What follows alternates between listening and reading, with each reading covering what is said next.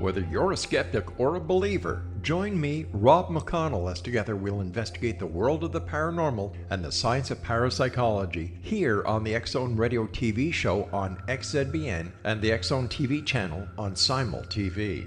Since 1990, the X-Zone Radio TV show has been the place where people dare to believe and dare to be heard.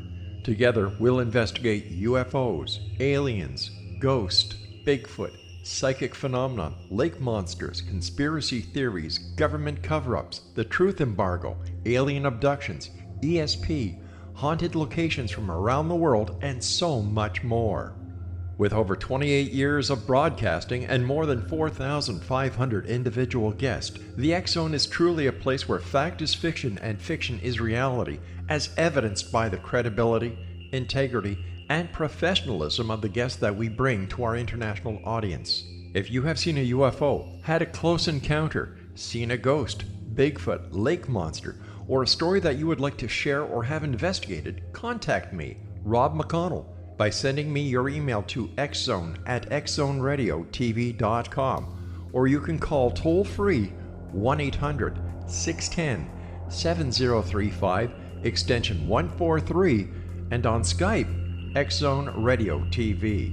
For more information on the X-Zone Radio TV show with yours truly, Rob McConnell, visit www.xzoneradiotv.com or www.xzonetvchannel.com or simultv.com and xzbn.net.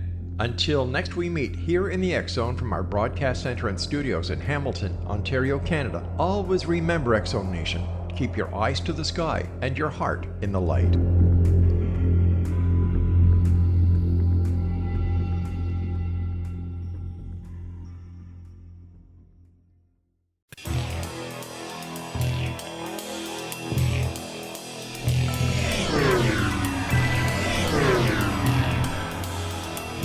This is A Different Perspective with Kevin Randle.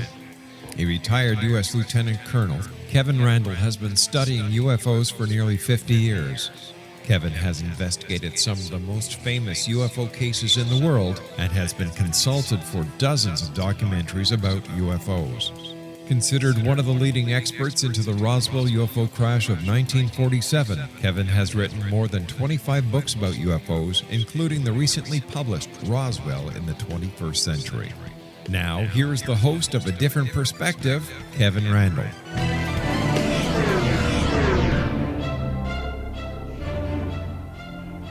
Well, thanks for that wonderful introduction that I've never heard before. Just thought I'd mention that. Before I bring Calvin Parker on, whom I promised last time I would hopefully have for the program, I want to make a couple of comments about our last show with Christopher Montgomery.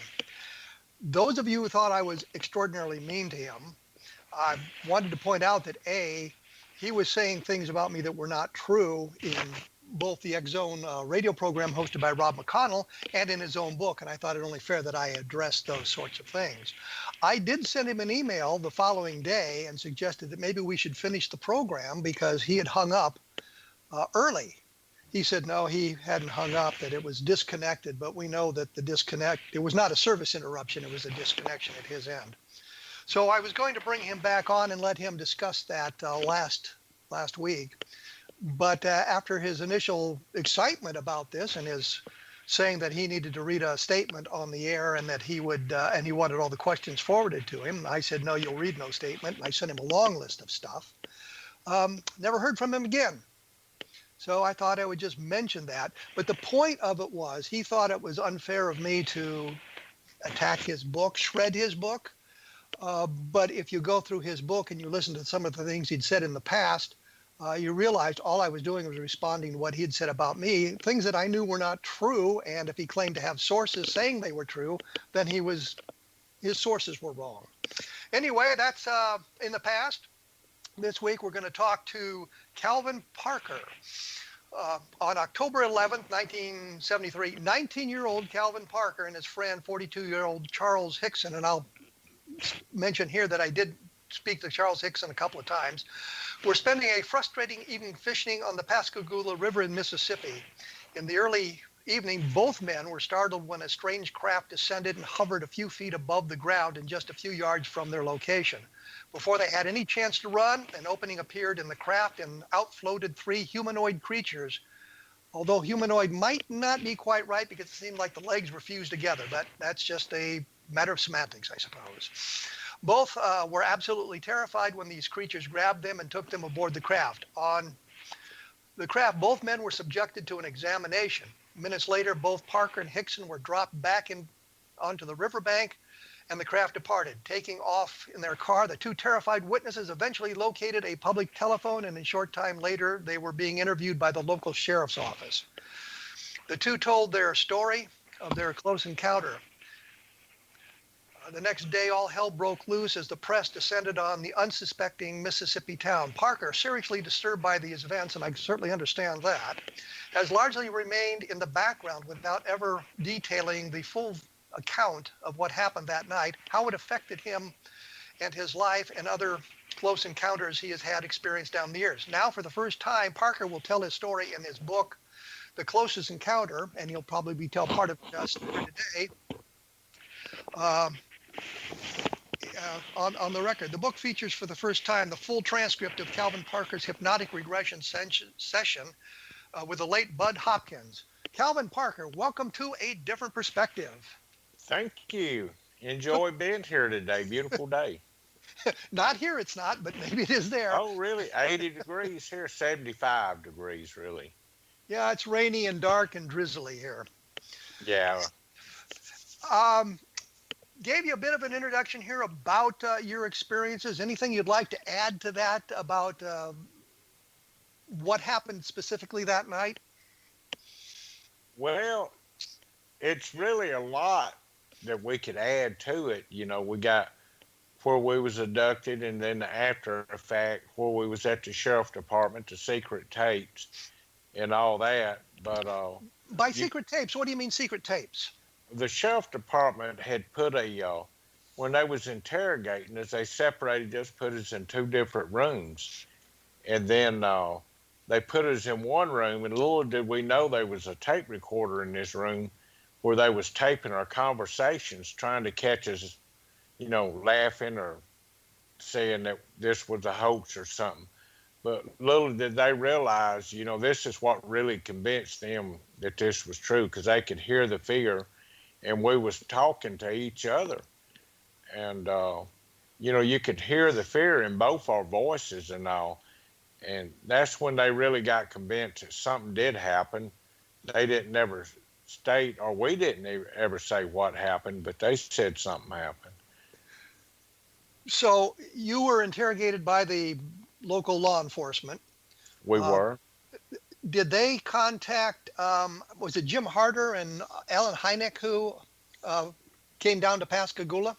Well, what had happened, it hit the media the next day. Now, we had asked them to keep it quiet, but apparently they had scanners or something. The media didn't listen in. Well, when we got to work the next day, it was a media frenzy. It was several hundred reporters there at our job. They had to shut down their phones because the phones kept ringing. So something like that, the news traveled to California somehow. It could have been Keesler that contacted them. And Dr. Hynek found out that way, and they flew down. Dr. Hynek and Dr. Harder flew on their own dime down here to give us to talk to us and to give us an examination.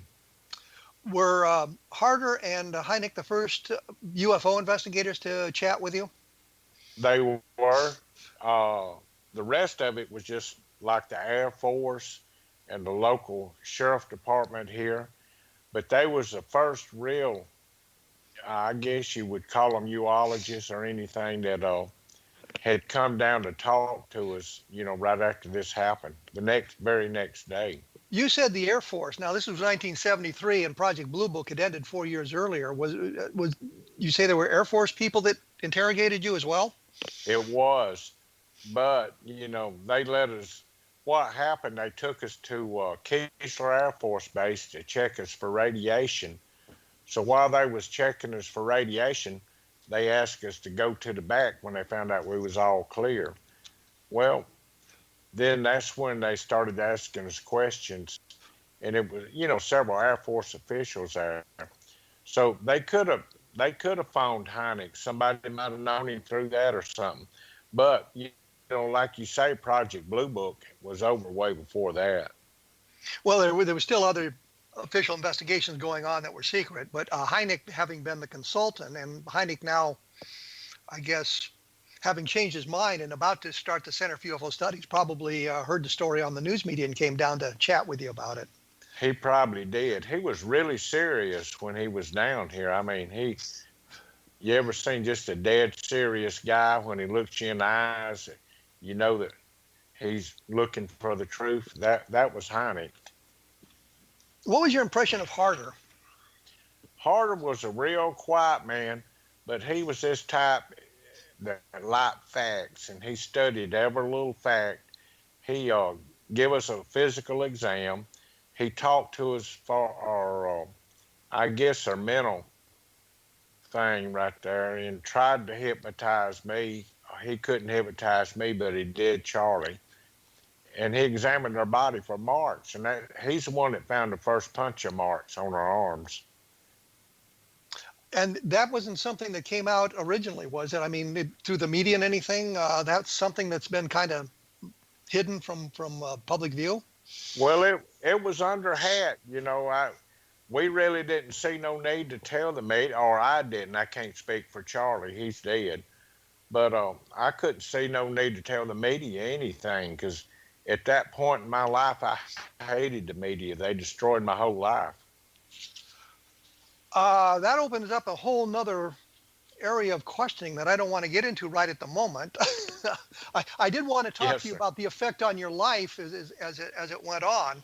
But I also wanted to get more into what happened on board the ship, or what you could remember about that and how all of that came about. I know that originally you were very reluctant to talk about it, and everything kind of funneled through Charlie Hickson. Yes, sir. Well, the day that this happened, we had got off work, and he wanted to go fishing, and I did too. So we went to the river where he normally fishes. It's an old shipyard, the Shaw Peters shipyard, that was abandoned. And we were sitting there fishing, and I remember looking across the river at an old steel ship, wondering, it's amazing we build these ships, but how do they float, made out of steel? And that's what I was thinking. And then I noticed some blue lights coming in from behind me, and it looked like a patrol car, because we was actually trespassing on private property. And I was thinking, well, they down here to run us off. But when we stood up and turned around, the light got so bright it just blinded you almost. Okay, let me interrupt you here, because I'm going to have to take a break. Okay. And we'll get back to you and get you on board the ship and explore some of these other things in just a few minutes. For more information later on, take a look at www.kevinrandle.blogspot.com, because there'll be a little bit more information there and some links to other things. I will be back in just a few minutes with Calvin Parker talking about his abduction in 1973 with Charles Hickson. Became kind of the rage of, I guess, the fall of 1973. We will return in just a few minutes.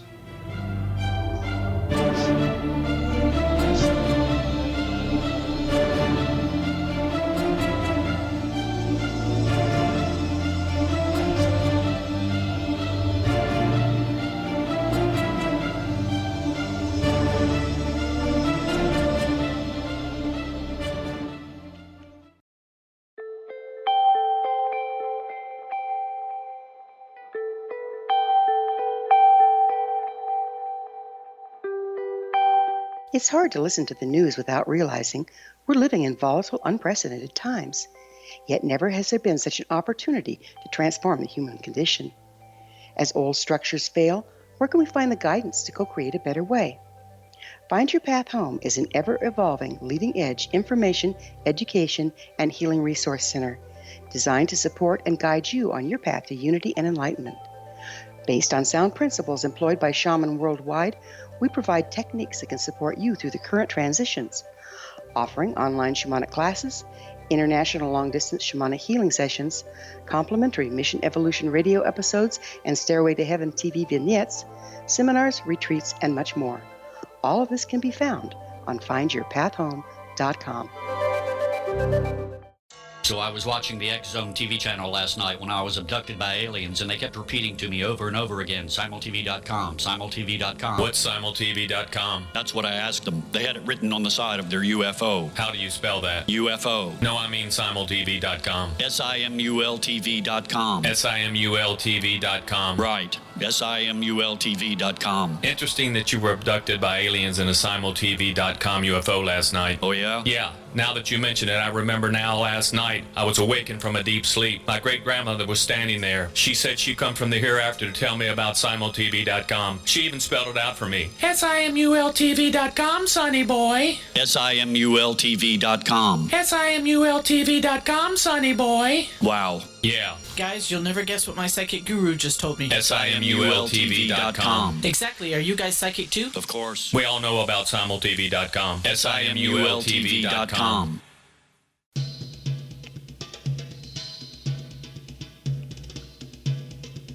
Well, this is fooling me. I didn't know this was the real bumper music, but I am back.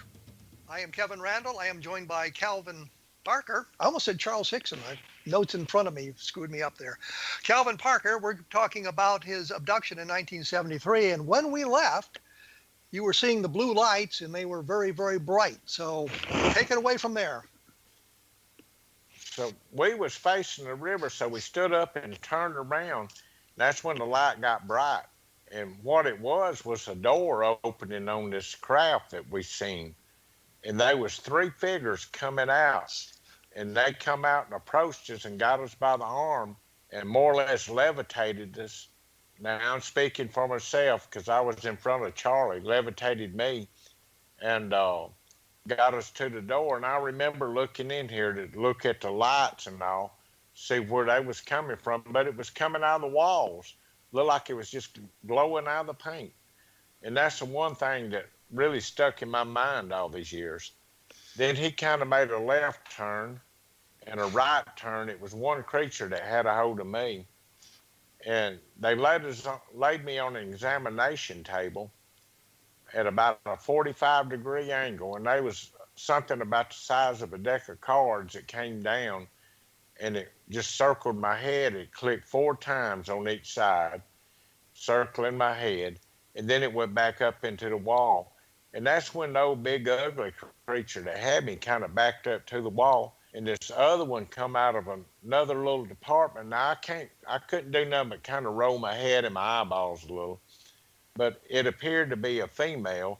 And the reason I say that, because it was smaller made and looked more human than, more like a human than what this other one did. This other one was kind of robotic. So. What I think the description was that the legs were fused together, but it had arms that moved, and it had a kind of a helmet-like head on it with pointed nose and pointed ears or something like that. Yes, sir. Now, I didn't see Charlie seen the nose and the ears, all it screwed out, pointed out. I didn't see them. My vision was blurred from the way that he had me and all the lights. And so you're laying on this table now, and you say a smaller entity came out, and it was more human-like. How was it more human-like? Well, just the features. She had nose, ears, fingers. The other one had like mittens on. Now this one had fingers, but the only difference in her fingers with me is her 2 middle fingers. Her 2 fingers was a little longer. But I later on found out why. She kind of reached over and grabbed me by the cheek and felt my skin. Then she run them fingers down my throat and past that little thing that hangs down in the back and try to come up in my nasal cavities. And I started choking and bleeding. And that scared me. When it did, she just kind of backed out of the way and made a mumbling noise, and that other one come back in. Now, let me stop you and ask you a question here, because back in 1973, as this was being broadcast or printed about, it said that you had been so frightened you had passed out and you couldn't remember anything that went on the ship. Now, is this something you consciously remembered but refused to tell about, or did this come about after hypnotic regressions? No, I remembered all along. The deal was when I got off the ship, I had asked Charlie not to tell nobody. I was fixing to get married, had a new job, didn't want to lose it. And I had a lot to look forward to. And I knew if people think that you was crazy or something, and I had a lot drove them think that I was drunk and passed out and everything else, then I had talk about this thing.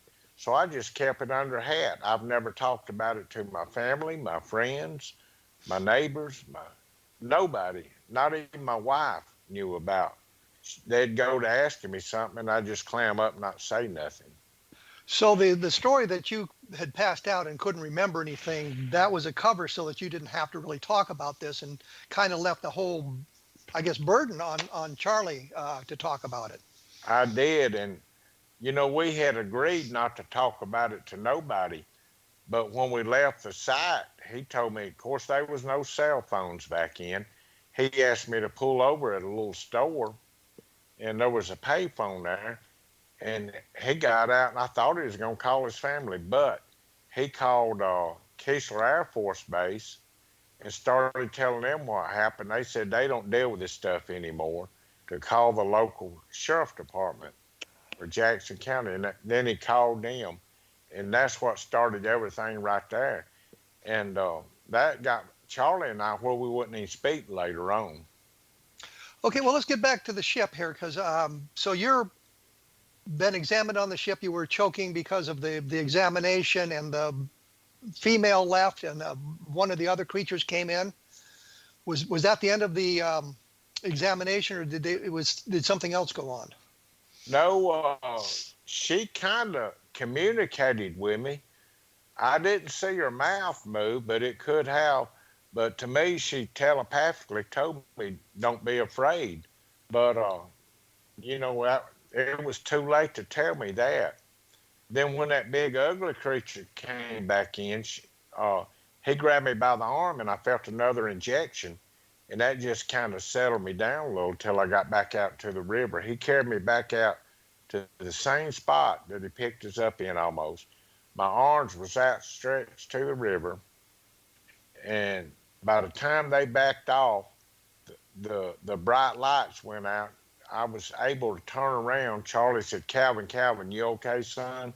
And I turned around and looked, and this thing picked up off the ground a little ways and just shot up into the sky like a rocket. I mean, it was so fast that it was hard to see. But the blue lights was still going on, but it just kind of disappeared. Well, let me ask you, inside the ship, did you see anything else besides just the table you were examined on and the thing that came down and examined you? Were there any evidences of instrumentation or anything else you saw? No, sir, I didn't. And I did, like I say, I couldn't really move. I could turn my head and look, but I didn't see anything that resemble instruments or a control room or anything like that. This female creature, I guess I'm still a little hesitant on that. You said that she was smaller than the big ugly guys, and she looked more human. Can you refine that at all? Well, her skin color and all was real pale. Her eyes, you've seen. Since I've done the book, I've looked, and the people has these aliens with the big eyes. Hers looked normal, just kind of like ours, maybe even a little smaller. But her facial features, she had ears, she had eyes, she had a mouth and nose. And I didn't notice the hair. I didn't notice if she had a hat on or what she had on a cover. But I'm in the process now. I've got an artist, and I'm trying to detail it out to him and let him draw it out so I can release that. Okay, so how long were you on the ship? That's really hard to say. We didn't have watches because we worked around steel and had used sledgehammers all day. But just estimating, it looked like about 45 minutes. When I talked to Charlie Hickson, he said that he had troubles with watches and things like that. He'd put them on and they'd stop or they would break. Did he tell you that, or is that something that was accurate? Well, he told me that, but the reason why, we worked in a shipyard of ship fitters, and you used a sledgehammer and a cutting torch, and you had them in bad places all day. And I think that was probably the reasons, because I went through a watch while I was there the first day. But, it could be true. It might just be on him. Okay, so Charlie's first reaction was called Kistler Air Force Base, and they said, which is what they were instructed to say back those days, if you feel threatened, call the local law enforcement. So that's what you did, or what he did. And then he said, let's go to the sheriff's office? No, actually the sheriff's office sent 2 patrol officers out to where we were. They told him on the phone, do not move. I guess they figured we was drinking or something. They didn't want us on the road. So about 10 minutes, they sent 2 officers out. One of them walked up on my side of the car and looked around a little bit, asked if he could look in the car, and I told him, yeah. Had me step out. He said, now I want you to stand on one foot, bend your head back, touch your nose, and jump up and down. I said, man, I can't do that if I'm sober, much less if I'm drunk. So he just laughed. He said, well, can you walk this line? But I stood on one foot, turned my head back, jumped up and down. And then they didn't have the little breathalyzer test with them until they got us to the sheriff department. He said, well, you're good enough to drive. Follow me to the sheriff department. They checked us for alcohol. And then later on, they did blood work at the hospital that proved we weren't on drugs or alcohol or anything. Okay. We're going to have to take another break here. The book by Calvin Parker is Pascagoula, The Closest Encounter. And this is, I guess, the first time he's really told the entire tale of what happened during the abduction in October of 1973. It is. You can find my books at Amazon.com, of course. Roswell in the 21st Century, a reexamination of the case, and Encounter in the Desert, which is about the Socorro UFO landing, which we had talked about on this program with a number of different people in the past. And as I say, there's always something available at www.kevinrandle.blogspot.com that may point you in a direction to learn a little bit more about this specific case or other things that will interest you. We will be back with Calvin Parker in just a moment. We're going to talk about how this thing affected his life when we come back. So stick around.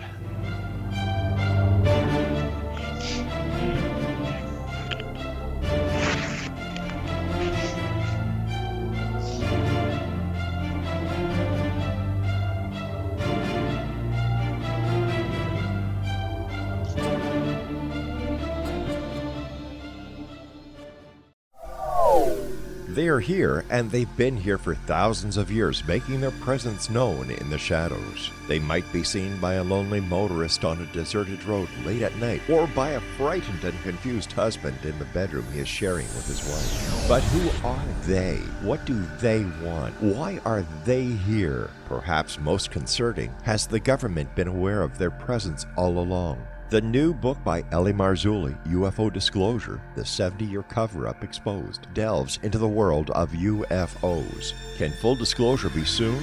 Order now and receive a free hour and 37-minute DVD on the UFO phenomenon. UFOs are real. Get both the book and the DVD, a $40 value, for only $19.99. To order your book and DVD today, go to lamarzulli.net. That's LAMARZULLI.net. Rob McConnell here, presenting an overview for Nicholas Paul Jennings, author of a fascinating book, Amen. It presents facts revealed by Egyptologists, facts that enable us to understand why Amen is the beginning of creation of God. It provides recommendations for religious leaders of the major religions to unify their beliefs and teach the Word of God. Love one another. Amen informs people how mankind conceived God. It was the Egyptians that developed the concepts of a soul, a hereafter, and Son of God. And finally, After the worship of many gods, they conceived the belief in one universal God, the maker of all there is. For more information, visit www.futureofgodamen.com. That's www.futureofgodamen.com. You have heard of the X Zone? Now watch it on Simul TV, plus 500 video games, live TV channels, free video on demand, worldwide, and more. Does this sound like tomorrow's television? Well, it is, but you can have it today, right now. It is Simul TV. Simul TV offers what the others only wish they could provide. 15 exclusive channels like X Zone, sci-fi, and horror. We are worldwide. No other provider offers that. 500 built-in video games. No need to have an extra expensive system. We have them included. Free video on demand. Live streaming events from around the world. Interactive online network, and much more. Tomorrow's TV today. Simul TV. Sound too good to be true? Well, it's not. You can have Simul TV today. Sign up at simultv.com. Do it today.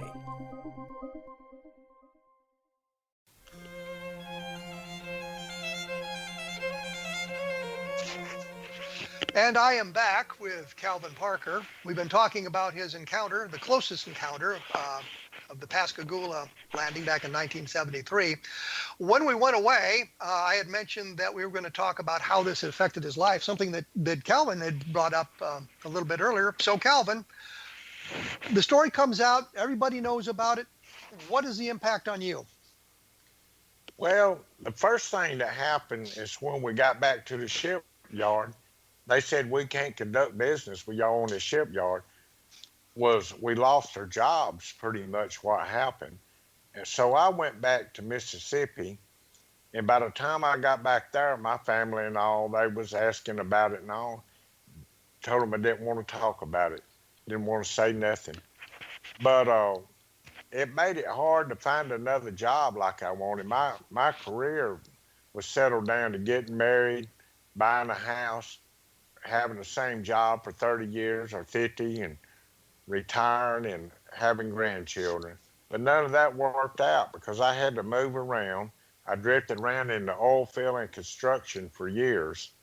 So, but you know, most of the people that I worked with knew me, and they never really wanted to talk about it. But the press would show up on the job sometime, especially when I was in the oil field and this first happened, and they would actually cost my job because, you know, I wouldn't give them an interview and they'd get mad, and if you did give them an interview, they would change it. It wasn't nothing like you said, so I just didn't talk to them. So you're suggesting that the media didn't fairly represent what you had said to them about the abduction? Absolutely not. You know, it was bad enough like it was, but they wanted to add to it and make it worse, I guess, to kind of boost their stories or something. I don't know, but it would have been fine. They just told the truth. What sort of things would they add? And people, this is not what the story is. It's what was added by the media. So what sort of things would they add? Well, one of the first things that happened when I got back, I woke up one morning, read the paper where I had a nervous breakdown. They had me locked up in a mental institute. That was so far from the truth. What I was doing, I was getting up and going to work like I normally would. And then they would add to how many creatures it was. You know, instead of 3, one of them had 6 coming up to get us, and just different things like that. Just stuff that was absolutely not true. But you had a habit of really not talking to the media. I didn't. No, sir. I wouldn't talk to them. Matter of fact, I had one of them approach me, and I took his camera away and throwed it across the field over there. So that probably didn't make him happy. No, and it didn't make none of them happy because you know, where Charlie took the other option, he went on and talked about this and I guess he dealt with it in a different way than what I did. Well, do you think your age had anything to do with that? my age had everything to do with it. I still wouldn't have wanted to be interviewed by the media, but at that time I was young and I just didn't know how to handle a lot of people. I didn't have much of any kind of education. And I didn't like most people to start with. I didn't want to be around other people except for the people I work with and my family. Well, one of the problems with the case, as you probably know, is that for the longest time there was no corroborative witnesses. That nobody had come forward and seen the same thing you did. Yes. I understand there's now a woman named Maria and her husband Vernon Blair, and they say that they were on the other side of the river and saw the blue lights. And you've met those people, right? Yes, sir. I just went down last week and talked to them and got to meet them and all. And, they sound real believable to me. I mean, I'm not here to doubt nobody, but these two, especially her, she's been hiding this for years, said ever since it's happened. And when she met me, she broke down crying over there. And we sat there and talked, and I autographed a book and gave to her. And, we're still in touch a little bit here and there through Facebook. What did she say she saw? She was across the river, and she's actually seen the craft and the lights when it set down over there. Now, then she said she had told me that as they was walking to her husband was asleep in the car, and she was walking back to the car. She got out to look. She heard a noise or a splash in the water. Now, I really hadn't talked to her in very much detail about it. It was just a brief meeting we had. But Philip had a lady to interview her in depth, and I'm going to sit down and read. Philip is Philip Mantle for the audience out there. Philip Mantle. So, how did you learn about her, or how did Philip learn about her? How did she surface? I actually did the Fox 10 News came down and just filmed a little brief thing on me there. And she made a comment in one of the comment sections. Her daughter had made a comment. Trace made the comment that her mother seen this and had talked about it for years and years and years. Well, Philip Mantle took that and he ran with it because he searches for facts. So he called Trace and found out how to get in touch with her mom, and that's where it all started right there. Why did she not say anything? I mean, this was national news. Why didn't she come forward before? Her husband wouldn't let her. He said, everybody's going to think you crazy, and I'm not going to go through that. And he sat out there and admitted that the other day, because I asked her the same question, I've been hunting the truth for over 45 years now. Why didn't you come forward with this? But her husband wouldn't let her. And so you got in touch to her basically through Facebook then, or through her daughter on Facebook. Uh-huh. And had she read anything about this case and after it happened? I mean, during the years when it was reported in various books and whatnot, or did she stay away from it? I don't know. I don't think she did. I don't think she really kept up with it. She told me she's always wondered, what had happened to me, me kind of disappearing and all. But I think the first thing she really read was and I don't think she read the book yet. She might have it now, but was watching the news and started seeing me in the local news down here, because I do a lot of volunteer work around here for the county and all that, and city of Pascagoula, because I felt like I owe them something through the years, just up and disappearing. So, I try to do what they need me to do. And so she got in touch with you, and she explained she had seen the same craft and the same blue lights, but she didn't see anything. She didn't see you guys being floated into the ship or anything like that, did she? No, I don't think she did. Like I say, I hadn't read the whole details on it. And there's also other witnesses that came forward. There was a crane operator over at the shipyard said he seen it when it set down. Now, why all these people didn't call the law and send them to my rescue, I don't know. But Yeah, that's kind of strange. If you've got a bunch of witnesses and this becomes national news, you think the implication would be to phone the news media or somebody and say, yeah, I saw the same thing. But I know with the Socorro case, and my book, Encounters in the Desert, we know of at least 3 different people that saw the craft in the sky before Lonnie Zamora saw it land in Socorro, and none of them have ever come forward. And we can document that based on the reports that were in the Project Blue Book files taken that very night. The 3 people had called the police to say, hey, we saw this thing. Nobody ever followed up on that, which is just absolutely stunning. So when you say to me there were other witnesses and they didn't call the media, I'm not that surprised anymore. no, but then I got to thinking and wondering about it myself. Back in the 70s, there weren't cell phones available like it is now. Everybody and their kids, 6 years old and up, has cell phones now. Back in, nobody had them because I got one time and it cost me $600 in a week and they had to come take it away from me. Why did they take it away from you? Because I didn't pay my bill. They turned it off. Well, I didn't thought, want you to hey, have to admit that.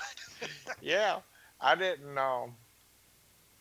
talk but very little on it. I figured the more this thing's neat, and I got it.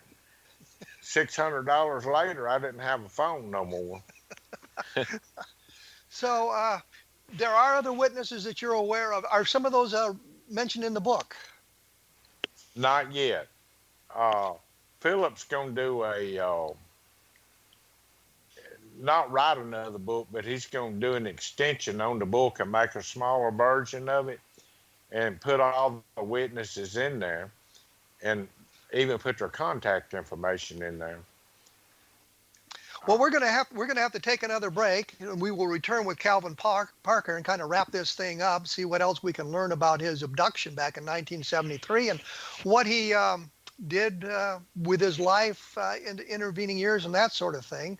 Once again, it's www.kevinrandle.blogspot.com, and for those of you interested in the paranormal, of course, there's the X Zone Broadcast Network, xzbn.net,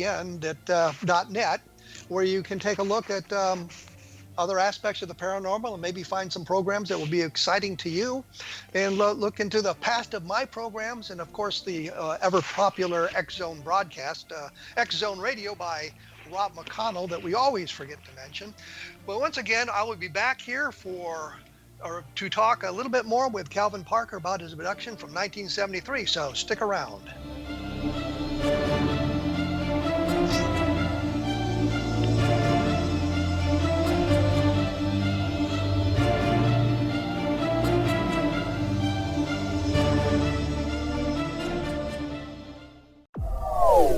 They are here, and they've been here for thousands of years, making their presence known in the shadows. They might be seen by a lonely motorist on a deserted road late at night, or by a frightened and confused husband in the bedroom he is sharing with his wife. But who are they? What do they want? Why are they here? Perhaps most concerning, has the government been aware of their presence all along? The new book by Ellie Marzulli, UFO Disclosure, the 70-year cover-up exposed, delves into the world of UFOs. Can full disclosure be soon? Order now and receive a free hour and 37-minute DVD on the UFO phenomenon. UFOs are real. Get both the book and the DVD, a $40 value, for only $19.99. To order your book and DVD today, go to lamarzulli.net. That's LAMARZULLI.net.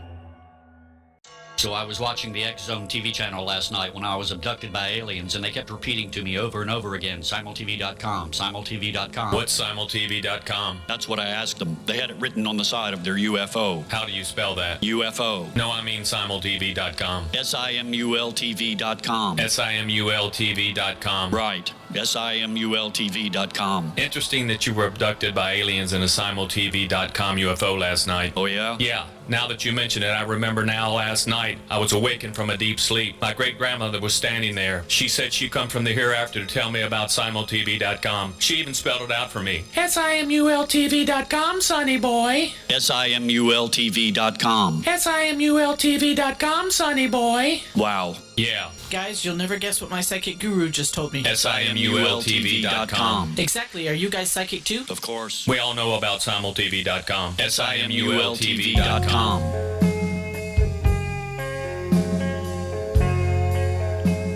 I am back with Calvin Parker. The book is Pascagoula, The Closest Encounter. It's his story. He's telling you about his experiences during the abduction, which he kept quiet about for decades, I guess. So you talked about there are additional witnesses. There's going to be an updated version of the book now that will include some of those witnesses in it with their contact information. Yes, sir, that's correct. Have you talked to many of these people other than Maria? I have. I've actually, the one other guy, the crane operator that came forward, I went to a book signing in Pascagoula, and we sat there and talked a long time, and I just kind of blew him off. But he was telling me that he had seen something, but it was a little hard of hearing. So I just, it's hard to talk to somebody like that, for me right now. And then there was another lady there that I had talked to and said something. But they just saw did they see lights or they see an actual craft? The crane operator seen the actual craft. Now, I hadn't got the interview back from him yet, but when she gets it done, it's another lady doing them. I'm going to read it and see what all it is to them. Well, I noticed here that you had done hypnotic regression. Yes, sir. With Budd Hopkins. That's correct. And Jim Harder had no luck in getting you under into a hypnotic state, apparently, from what you said. No, sir, he didn't. He tried, but he had to bring me right out. Did you learn anything more about during the session with Hopkins that you didn't remember consciously? Did anything else come out? Oh, gosh, yeah. What happened, Bud put a post-hypnotic suggestion in my head that I wouldn't remember any of this till I was able to remember. There was another incident in '93, and it'll take 2 hours to tell you about that. But I didn't remember nothing about it. And then one day, Linda Moulton Howe had read the book. Well, when I done the book, I had mentioned to the publisher, Philip Mantle, that I had seen Budd Hopkins. He tried to hypnotize me, and he never did. So he sent off to, he said, well, Budd has passed away now, but Dr. Jacobs has his tapes. He sent off and got the original tape where Budd had hypnotized me. He transcribed it out into the book. So when I started reading on it, it was shocking. I didn't even realize I was hypnotized. Then he sent me a copy of the tape disc, and I started listening to it. I went out and told my wife, I said, I didn't know I was hypnotized. I thought all that was just crazy bull. And I said, but I really was.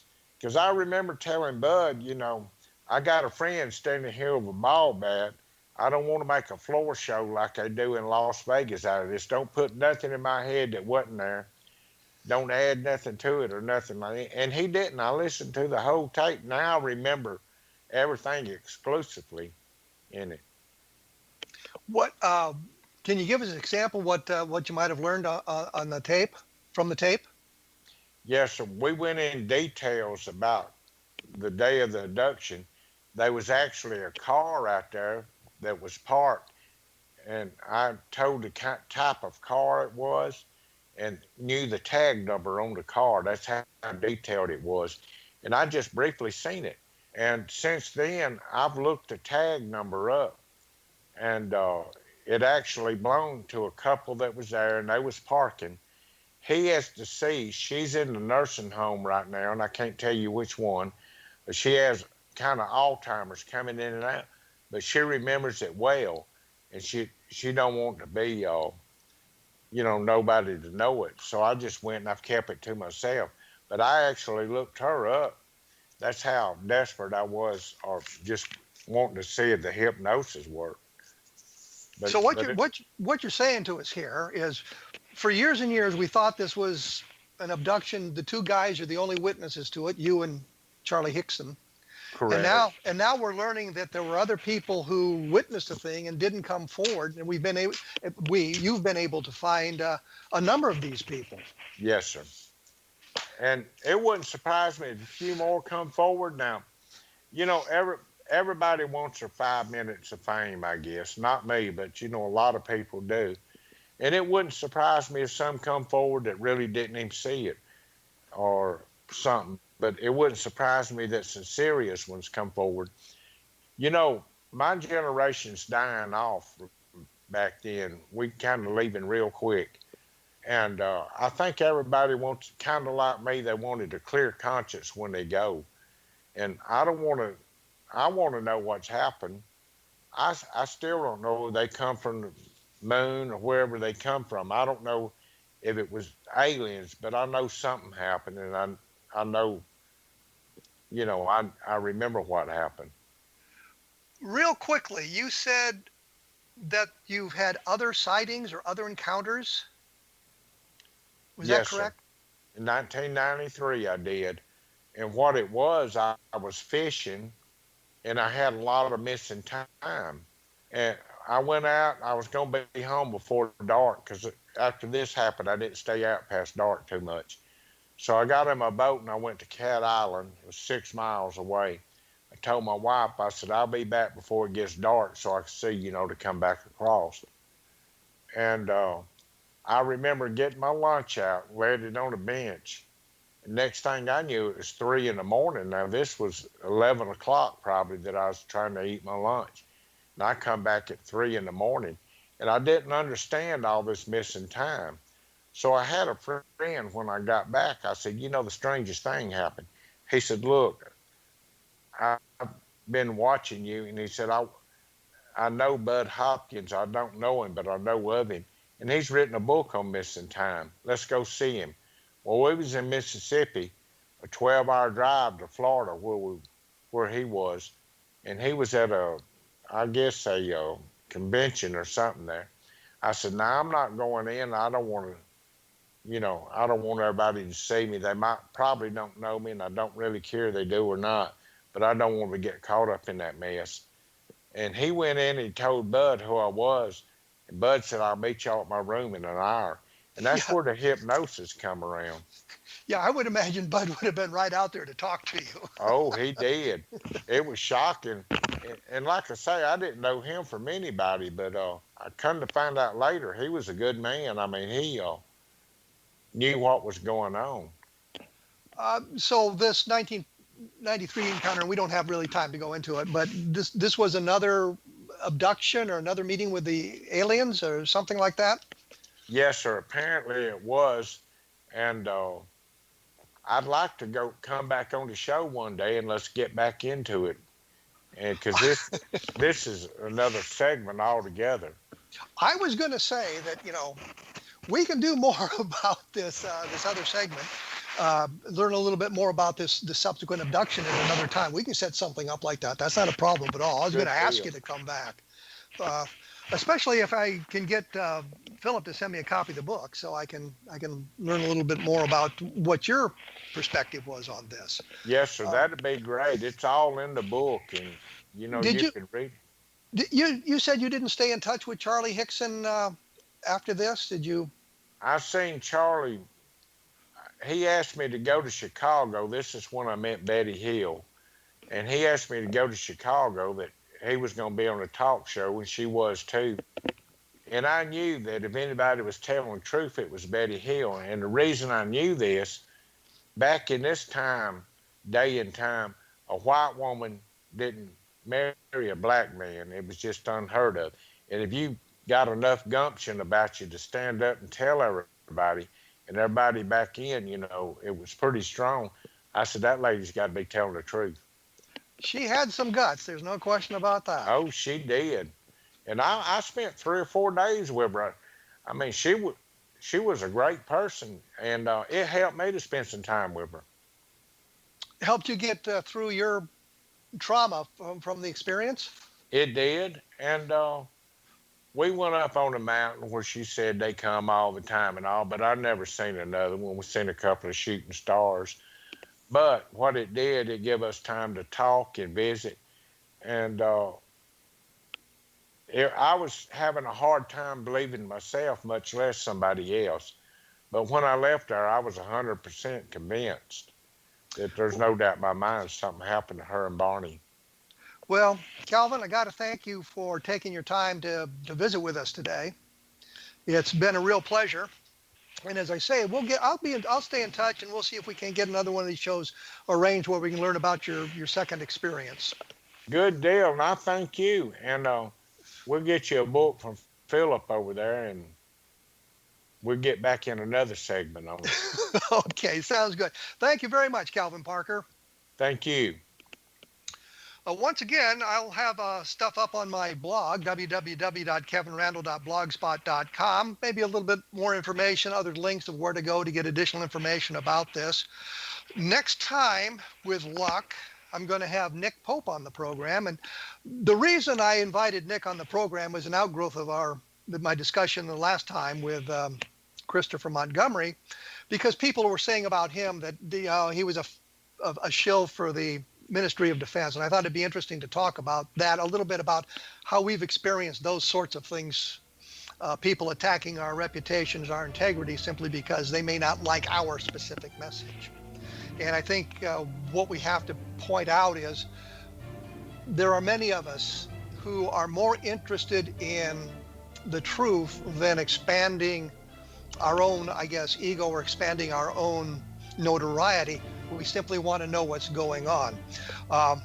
Take a look at Roswell in the 21st century, because it's a cold case examination of the Roswell case. Take a look at Encounters in the Desert, which is about the Lonnie Zamora sighting, and it'll tell you a little bit more. And as I say, I'll be back with another special edition of The Different Perspective with Nick Pope. Thank you.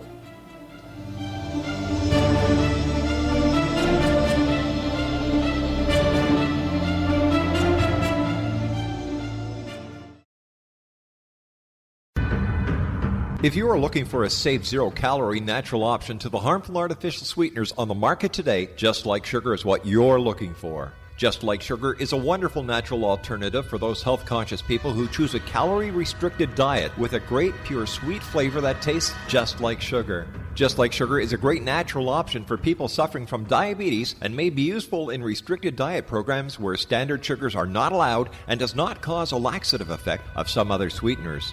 Just Like Sugar comprises a perfect blend of chicory root fiber, natural calcium, natural vitamin C, and Just Like Sugar's sweetness comes from the natural flavors from the peel of the orange. Just Like Sugar is a natural alternative to harmful artificial sweeteners and will change the way that you believe all natural sweetener products taste. Just Like Sugar is available at your local Whole Foods markets, Wild Oats markets, Henry's, Sun Harvest, and many other fine natural food stores in the U.S., Canada, and worldwide. They are here, and they've been here for thousands of years, making their presence known in the shadows. They might be seen by a lonely motorist on a deserted road late at night, or by a frightened and confused husband in the bedroom he is sharing with his wife. But who are they? What do they want? Why are they here? Perhaps most concerning, has the government been aware of their presence all along? The new book by Ellie Marzulli, UFO Disclosure, the 70-year cover-up exposed, delves into the world of UFOs. Can full disclosure be soon? Order now and receive a free hour and 37-minute DVD on the UFO phenomenon. UFOs are real. Get both the book and the DVD, a $40 value, for only $19.99. To order your book and DVD today, go to lamarzulli.net. That's LAMARZULLI.net. You have heard of the X Zone? Now watch it on Simul TV, plus 500 video games, live TV channels, free video on demand, worldwide, and more. Does this sound like tomorrow's television? Well, it is, but you can have it today, right now. It is Simul TV. Simul TV offers what the others only wish they could provide. 15 exclusive channels like X-Zone, Sci-Fi, and Horror. We are worldwide. No other provider offers that. 500 built-in video games. No need to have an extra expensive system. We have them included. Free video on demand. Live streaming events from around the world.